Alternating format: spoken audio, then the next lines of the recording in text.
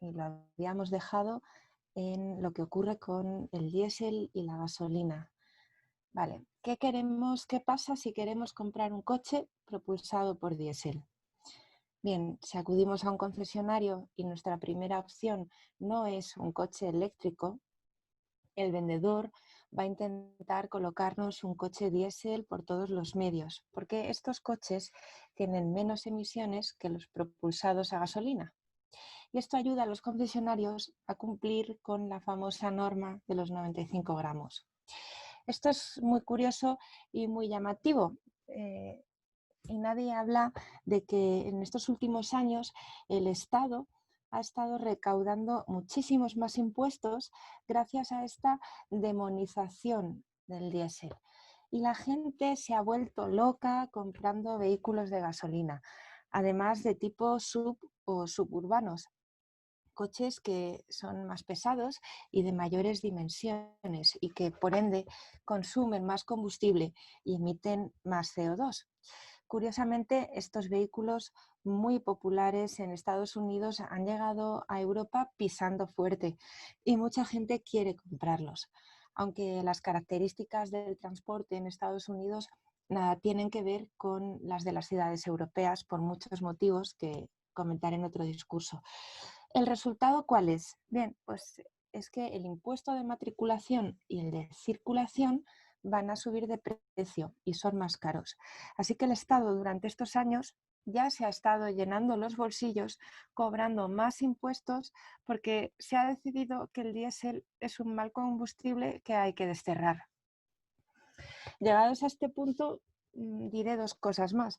En primer lugar, que hay experimentos reales, sin trampa ni cartón, que constatan que los vehículos propulsados por diésel tienen menos emisiones de CO2 y de nitrógeno que los de gasolina, contradiciendo así a los lobbies que abogan por eliminar el diésel. En segundo lugar, en los próximos años el vehículo diésel va a bajar de precio, incluso hasta alcanzar las cotas de los vehículos de gasolina, sobre todo en marcas de lujo, porque las marcas de coche más económicas lo que están haciendo es bajar el precio de sus coches de gasolina para que la gente no compre diésel al no tener tanta gama de motores que ofrecer. Así que va a haber grandes ofertas en diésel también por otro motivo. Y es que los concesionarios tienen que cumplir el objetivo de las emisiones aunque logren muchos beneficios en ventas. Es decir, si en España un concesionario es número uno en ventas, pero no cumple el objetivo de las emisiones, las marcas de coches que vende no le van a dar la prima o descuento por buenos resultados. Así que ojo con esto porque añade más presión a los concesionarios que van a hacer lo imposible para que compremos un eléctrico, un híbrido enchufable o en su defecto un diésel antes que un gasolina. El resultado es que en otros países como Reino Unido las ventas de diésel han caído ya un 20%, mientras que en España las ventas de diésel van a repuntar, como ya está pasando en Alemania y en Japón, por los esfuerzos que están haciendo los concesionarios.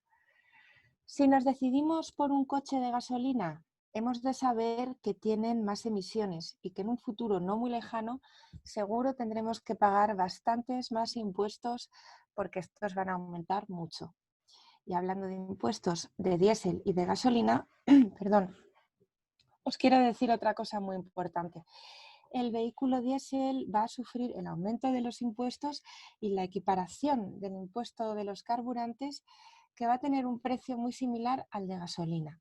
Esto es muy curioso y muy interesante porque volvemos otra vez a vueltas con las emisiones del CO2.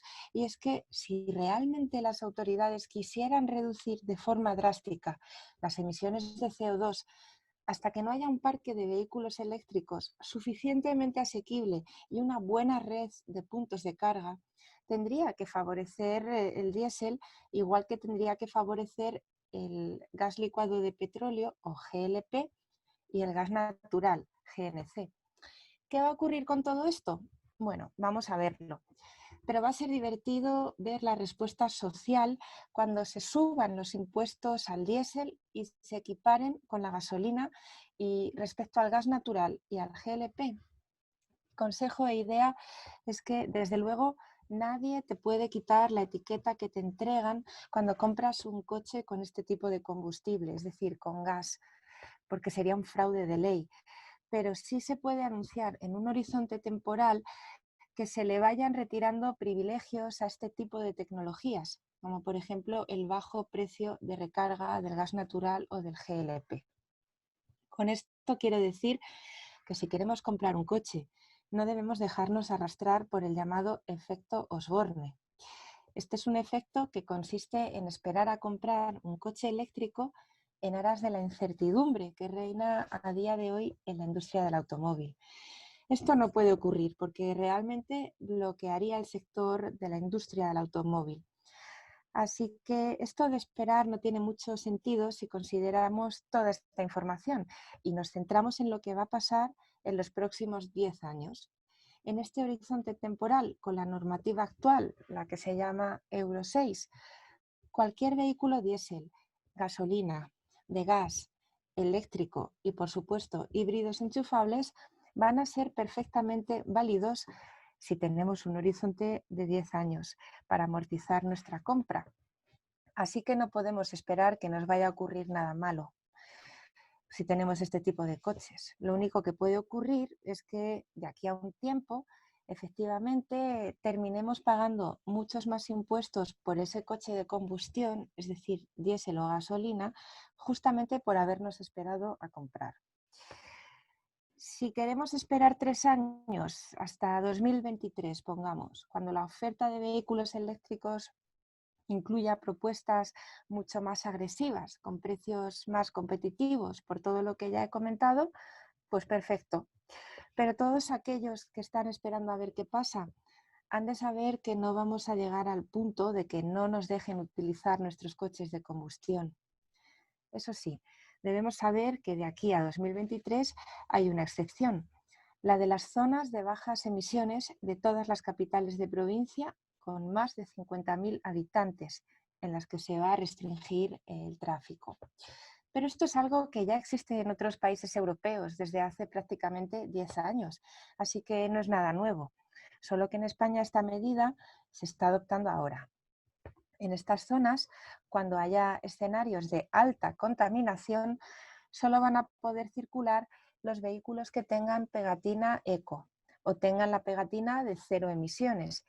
Y en escenarios de muy alta contaminación, solo podrán circular y aparcar en estas zonas los vehículos con pegatina cero. ¿Cómo afecta esto al uso que podamos hacer del coche en nuestro día a día?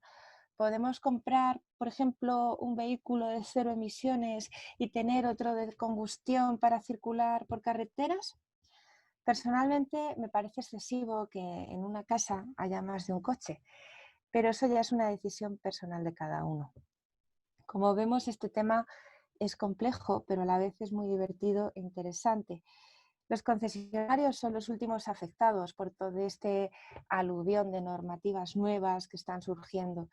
Y desde luego tienen que vender vehículos eléctricos como sea, para que las marcas les den la supervivencia en forma de primas y de descuentos por objetivos de ventas, que ahora además también están relacionados con los objetivos de emisiones.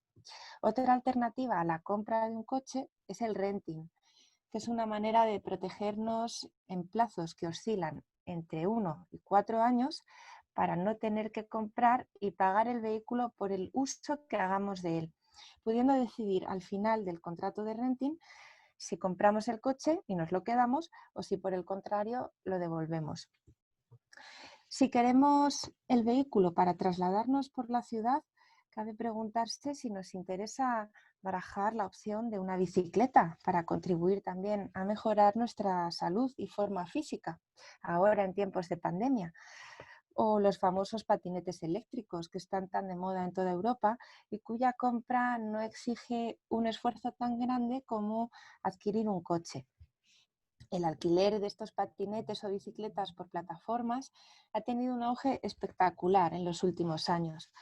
pero es cierto que sirven para un uso muy limitado, ya que se alquilan por minutos normalmente y las tarifas podrían ser más asequibles porque, no sé, a mí me parecen un poco caras. Personalmente y en función del presupuesto de cada uno, podemos decidir qué nos hace falta para movernos a día de hoy por nuestras ciudades. Yo soy una firme defensora de la bicicleta, pero es verdad que no es lo mismo vivir en una ciudad como Colonia, con cerca de 1 millón de habitantes, donde el clima es lluvioso y frío, pero el terreno es bastante plano y asequible para las bicis, y además hay mucha consideración y respeto hacia los ciclistas y una gran red de carriles bici que cubre toda la ciudad. No es lo mismo Colonia que Madrid, una ciudad de casi 7 millones de habitantes, donde el clima es seco y por lo tanto muy apto para el transporte en bicicleta, pero donde la red de carriles bici todavía es escasa y no cubre bien el centro de la ciudad. Además, la consideración de los conductores de coches hacia los ciclistas debería mejorar para reducir riesgos de accidente, y las pendientes en Madrid, perdona que os lo diga, pero son muy pronunciadas y es difícil montar en bicicleta en Madrid sin dejarse las piernas. En definitiva, quizás en unos años, cuando Madrid invierta más en construir carriles bici por toda la ciudad, piense en comprarme una bicicleta eléctrica para sortear las empinadas cuestas. Mientras tanto, me quedo con mi bicicleta tradicional y me he decidido por comprar un coche pequeño, asequible, de segunda mano, un poco antiguo, pero que espero que me dure unos 10 años sin que me dé demasiados problemas mecánicos que me obliguen a llevarlo al taller y que además me permita hacer algún viaje a la playa o alguna excursión a las montañas. Con esto creo que no dispongo de mucho más tiempo para explayarme en este discurso, así que espero que os haya parecido tan interesante como a mí y que os haya ayudado si tenéis alguna duda sobre comprar o no un coche en estos tiempos. Muchas gracias.